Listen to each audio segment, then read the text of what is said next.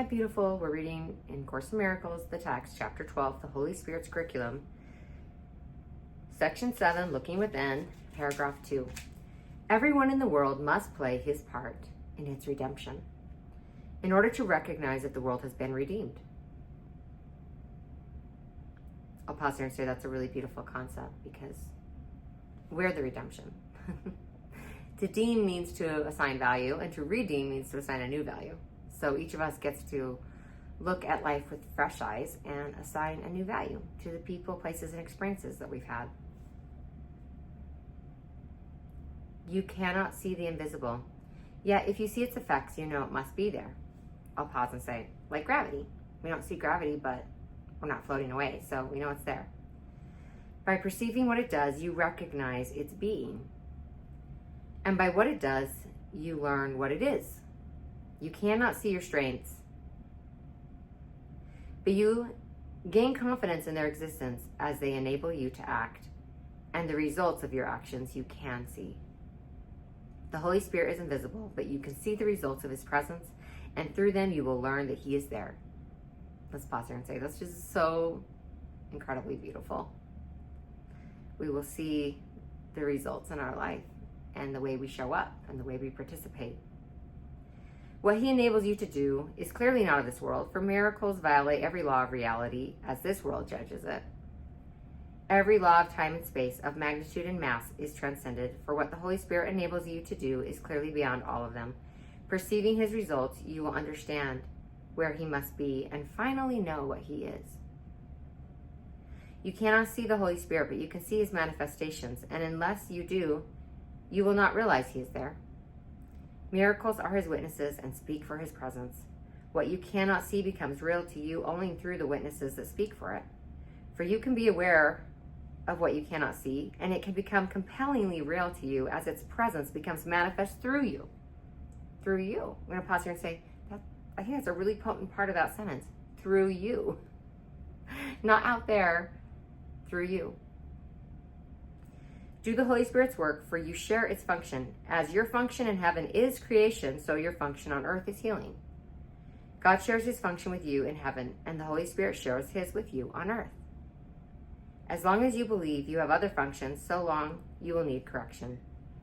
For this belief is the destruction of peace, a goal in direct opposition to the Holy Spirit's purpose. Wow. Okay, let's pause here and sit with this for just a moment. If we believe that we have any functions other than the two that were just outlined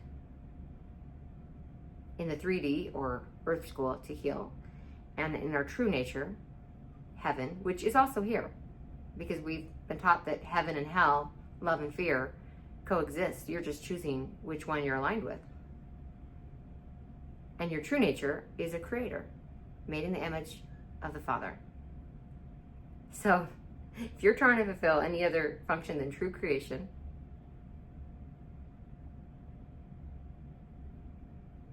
or healing, that is a destruction of peace and a goal in opposition to the Holy Spirit's purpose. I've had people ask me, well, how do I know? How do I know it's right? And in my experience, true creation, an aligned choice feels peaceful. It might even feel a little scary because it's unknown. It might feel scary to the human that likes consistency and is afraid of change. But beneath that, the underlying feeling will be a quiet knowing. Be still and know. And sometimes in our lives, everything out there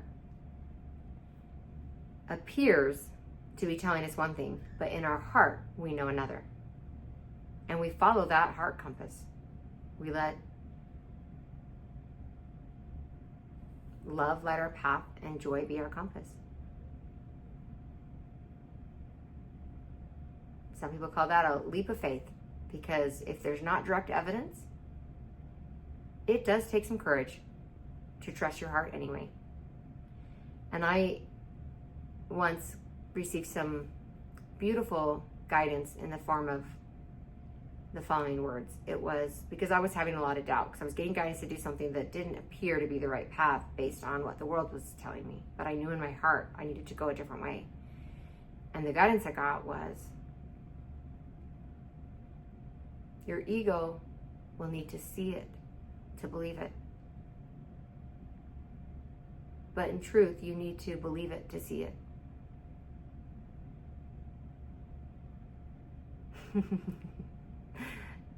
Because we're creators. And we are co-creating reality. And when we believe it, we will see it. That's the truth. So let go of what doesn't serve you anymore and step into that new timeline, that new path that is aligned with love and with your true essence. Thank you so much for being here. I love you. See you soon.